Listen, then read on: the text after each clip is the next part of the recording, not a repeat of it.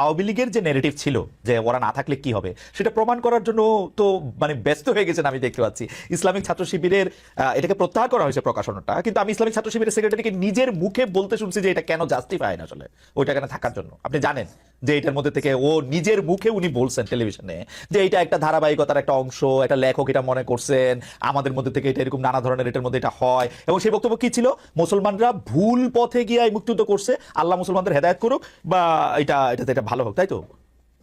না, এখানে তো প্রাসঙ্গিক তো বিষয়, এটা অন্যদিকে আপনি গেলেন। সেটা আপনি মুক্তিযুদ্ধটা নিয়ে আপনাদের অবস্থা আমি কি বলেছি ক্লিয়ার যে মাসুদ ভাই? আপনাদের অবস্থা কি মুক্তিযুদ্ধ ক্লিয়ার? বিষয়ে আমাদের ক্লিয়ার হচ্ছে যে আমি বলেছি যে মানে এই কথাটা তো ঠিক যে মুক্তিযুদ্ধ এবং মুক্তিযোদ্ধাদের মতো এত সম্মানিত এই জায়গাটাকে আওয়ামী লীগ এটাকে বিতর্কিত প্রশ্নবিদ্ধ করেছে এবং একটা নিন্দনীয় জায়গায় নিয়ে গেছে তাদের দলীয় সম্পদের উপর। আমি যেটা বোঝাতে চাইছি আপনাকে, প্রথম কথাটা আমাদের ন্যাশনকে আমাদের মেসেজটা তো ক্লিয়ার করতে হবে। আমরা বোঝাতে চাই যেটা যে 2024-এর এই অর্জনটাও যেন আমরা কোনো ব্যক্তি, দল, গোষ্ঠী, রাজনীতির কোনো মার প্যাচে এটা যেন বিতর্কিত না হয়, এটা যেন প্রশ্নবিদ্ধ না হয়। সেই জায়গায় 1971 সালে বাংলাদেশ জামাত ইসলামীর অবস্থান আমরা বহুবার প্রকাশ করেছি, বহুবার পরিষ্কার করেছি।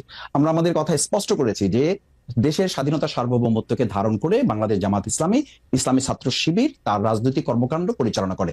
এবং সেই কারণে আপনি দেখেন যে 2024-এর এই গণ অভ্যুত্থানের মাত্র কয়েকদিন আগে আমাদেরকে নিষিদ্ধ করা হলো। কাউকে নিষিদ্ধ করা আমাদের করা হলো এই কারণে যে তখনকার আন্দোলন সংগ্রামে বাংলাদেশ জামাত ইসলামী, ইসলামী ছাত্র শিবিরকে সরকার এবং তৎকালীন গোয়েন্দা সংস্থার রিপোর্ট অনুযায়ী তাদের কাছে মনে হয়েছে দেশপ্রেমের সামগ্রিক চেতনাটাকে বাংলাদেশ জামাত ইসলাম, ইসলামী ছাত্র শিবির লোকেরা ধারণ করে এই কাজটা করছে। আর ছাত্র শিবির তার ছাত্র সংবাদে প্রকাশনা যেটা করেছে এটা একটা বিচ্ছিন্ন ঘটনা। আমি মনে করি যে তাদের এখানে একজন গবেষক একটা লেখা লিখেছে এবং তারা এটা পরে যখন বুঝতে পেরেছে বা এটা তাদের নজরে এসেছে, না না আমি একটু খালি আমি বলছি যে যখন তাদের নজরে এসেছে তারা প্রত্যাহার করেছে এবং এটার জন্য তারা দুঃখ প্রকাশ করেছে। This is enough. এখন আমি যদি আপনাকে আরো ধরি যে এটা তো এই ন্যারেটিভটাকে যদি আপনি ওভাবে নেন, আমি এটা মানে শ্রদ্ধা রেখেই বলছি যে আমাদের এখন বাংলাদেশ জাতীয়তাবাদী দল বিএনপি ওনাদের ওখানে যে মহাসচিব হিসাবে শ্রদ্ধেয় মির্জা ফখরুল ইসলাম আলমগীর সাহেব উনি কাজ করছেন, ওনার বাবা সম্পর্কে আমাদের কাছে কি মেসেজ আছে? তো সেই জন্য কি বিএনপি কে এখন ক্ষমা চাইতে বলতে হবে, বা আমরা কি বলবো যে মির্জা ফখরুল সাহেবের শ্রদ্ধেয় মরহুম পিতা মির্জা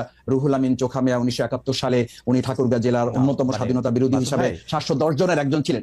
একটু শেষ করছি যে এই কারণে কি এখন বিএনপি কে আমরা ধরবো? আমাদের নেতৃবৃন্দকে ফাঁসি দেওয়া হয়েছে, তার সাথে তো সালাউদ্দিন কাদের চৌধুরী সেই ওনাকেও ফাঁসি দেওয়া হয়েছে। তাতে কি বিএনপি কে আমরা এখন বলবো যে তাকেও ক্ষমা চাইতে হবে বা স্বাধীনতা বিরোধিতা নিয়ে তাদের মধ্যে কনফিউশন আছে? না মাসুদ ভাই, ব্যক্তি আর দলের অবস্থা তো ভিন্ন। আমরা 1971 সালে জামায়াতে ইসলামী মুক্তিযুদ্ধের চলাকালীন সময় তারপরে বিভিন্ন সময় বিভিন্নভাবে স্টেটমেন্ট দিয়ে দল হিসাবে যেটা বলেছে, আমরা যখনই প্রশ্ন করি আপনারা বলেন যে ব্যাপারে জামাত ইসলামের অবস্থান পরিষ্কার, কিন্তু পরিষ্কারটা আপনি একটু বলেন তো, আমরা একটু শুনি যে পরিষ্কার অবস্থাটা কি 1971 সালে আপনারা যা করেছিলেন তা ঠিক করেছিলেন? না, পরিষ্কারটা হচ্ছে এই যে বাংলাদেশ তখন যে অবস্থার প্রেক্ষিতে স্বাধীন হয়েছিল, মাওলানা ভাসানী রহিমাহুল্লাহ উনি তো পরিষ্কার বলেছেন যে তখন 70-এর যে ভোট, আপনি নিশ্চয়ই আরো ভালো জানবেন, সেই 70-এর ভোটে তো তিনি এই স্লোগান দিয়েছিলেন যে ভোটের বাক্সে লাথি মারো, বাংলাদেশ কায়েম করো।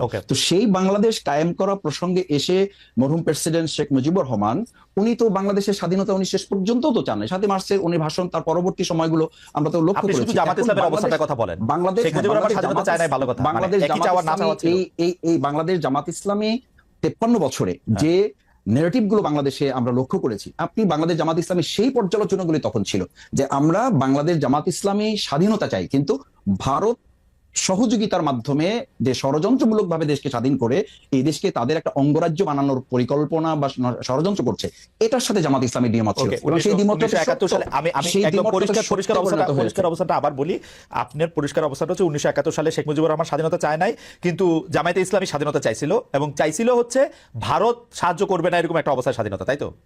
ভারতের ষড়যন্ত্রমূলক ওই সহযোগিতাকে সাথে নিয়ে আমরা, এবং এই অবস্থানে কোনো পরিবর্তন, এই 71 থেকে 25 পর্যন্ত কোনো অবস্থান পরিবর্তন হয় নাই, তো এটাই ছিল, তো এটাই ছিল, এটাই থেকে এই 2024-এ সেটার পরিবর্তন হয়েছে। আমি বলেছি এবং আমাদের ছাত্ররা তো বলেছে, জনতাও বলেছে যে ওই 2024-এ 5ই আগস্ট আমরা কিন্তু শুধুমাত্র একটা সরকার পরিবর্তন ঘটাই নাই, আমরা আমাদের এই সন্তানেরা, আমাদের এই ছাত্র জনতা সেদিন একটা আধিপত্যবাদেরও আমরা পতন ঘটিয়েছি। কারণ আপনি জানেন যে আপনার একটা ইস্যু আমি আলোচনাতেও দেখেছি এবং আমাদের দেশের গোয়েন্দা সংস্থা পরবর্তীতে বিভিন্ন আলোচকরাও বলেছেন যে সেদিন 2024-এর জুলাই আগস্টে আমাদের পার্শ্ববর্তী রাষ্ট্রের একটা সক্রিয় এবং শক্তিশালী গোয়েন্দা সংস্থা এই দেশের তৎকালীন দুষ্ট চক্র আইন শৃঙ্খলা বাহিনীতে যারা ছিলেন তাদের সাথে সম্পৃক্ত থেকে আমাদের দেশের ছেলেদের উপর গুলি করা হয়েছে। আমি আমার 67 দিনের রিমান্ডে আমি একটা সাক্ষাৎকারে বলেছি, আপনাকে আবার একটু স্মরণ করাচ্ছি, যে আমাকে যখন ইন্টারোগেশন সেলে নেওয়া হয়েছে তখন চোখ বাঁধা, হাত পা বাঁধা অবস্থায় আমাকে আমাকে যখন দুটো চেয়ারে শোয়ানো হয়েছে, আমি তাদের কাছে খুব ঈর্ষের সাথে জানতে চেয়েছিলাম, স্পষ্টভাবে জানতে চেয়েছিলাম যে আমার চোখ খুলে দেন অথবা আমাকে দেখতে দেন অথবা আমাকে পরিচয় দেন যে আপনারা কারা আমার ইন্টারোগেশনে আসছেন।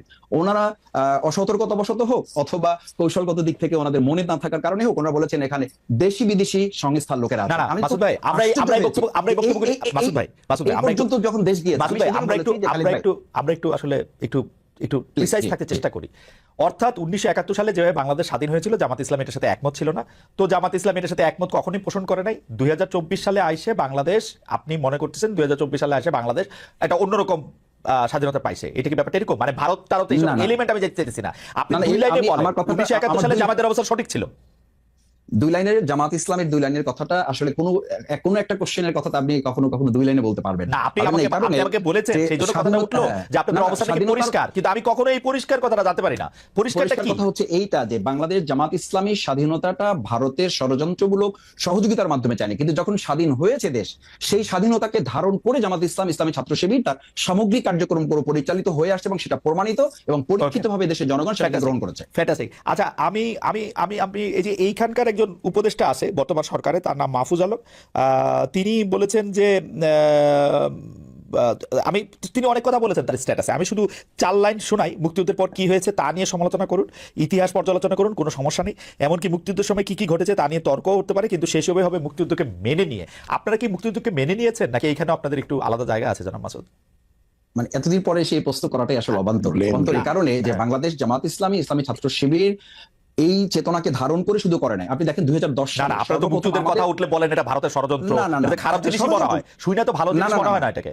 আমরা বলেছি যে যখন দেশটা স্বাধীন হয়েছে, সেই স্বাধীনতাটাকে অর্থবহ করে এবং এটা ধারণ করার ক্ষেত্রে জামাত ইসলামী প্রমাণিত এবং পরীক্ষিত দেশের মানুষের কাছে। ঠিক আছে, আমরা পরবর্তী প্রসঙ্গে যাই। জনাব মাসুদ, আপনাকে ধন্যবাদ। পরবর্তী প্রসঙ্গ হচ্ছে যে জনাব আজল বারী হেলাল, এই জাতীয় সরকারে কি আপনাদের আহ্বান জানানো হয়েছিল, অর্থাৎ বিএনপিকে আহ্বান জানানো হয়েছিল? যে এটা আমি এই প্রশ্নটা উত্তর দিয়ে আমি মাসুদ ভাইয়ের একটা কথা ছোট করে ছোট করে বলি। এই যে দেখেন যে আমাদের অভ্যুত্থানের শক্তিগুলোকে বিরুদ্ধে যে অনৈক্য তৈরি করা হচ্ছে ব্লেম গেমের মাধ্যমে, যেভাবে আওয়ামী লীগ আপনার মুক্তিযোদ্ধাদের নিয়ে ব্লেম গেম করেছে যে অমুক মুক্তিযোদ্ধা তমুক রাজাকার।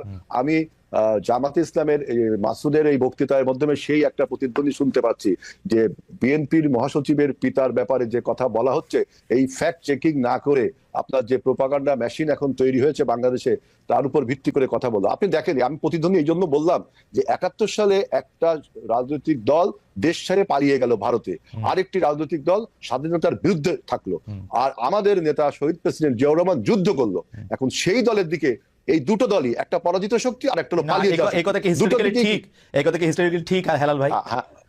জিয়াউর রহমান সাহেব ক্ষমতায় থাকার জন্য, মরহুম প্রেসিডেন্ট জিয়াউর রহমান সাহেব ক্ষমতায় থাকার জন্য সমগ্রভাবে যে রাজনৈতিক দলটার, যে রাজনৈতিক আদর্শটার, যে রাজনৈতিক কাঠামোটার সাহায্য চাইলেন সেটা হচ্ছে জামায়াতে ইসলামী। না, আপনি এটা আপনি কোন ইতিহাস থেকে বলছেন? আপনি আমার চেয়ে ভালো জানেন। 78 সালে আপনি ইতিহাস দেখেন। আমি বলি জনাব গোলাম আযমের ফিরে আসা থেকে শুরু করে পুরোটা দেখেন। আপনি শোনেন, আমরা যখন বাংলাদেশে যখন আপনার একদলীয় শাসন ব্যবস্থার ভিতরে ঢুকে গেল, তখন আমরা মাল্টি পার্টি ডেমোক্রেসি সৃষ্টি করলে অন্যান্যরা ধর্মভিত্তিক রাজনৈতিক দল, এমনকি বামপন্থী যে সমস্ত গোপন সংগঠন, তারাও রাজনীতি করার সুযোগ পেল। আর আমি যেটা বলছি যে ব্লেম গেমের কথা, যে আওয়ামী লীগ যে ব্লেমটা দিত যে অমুক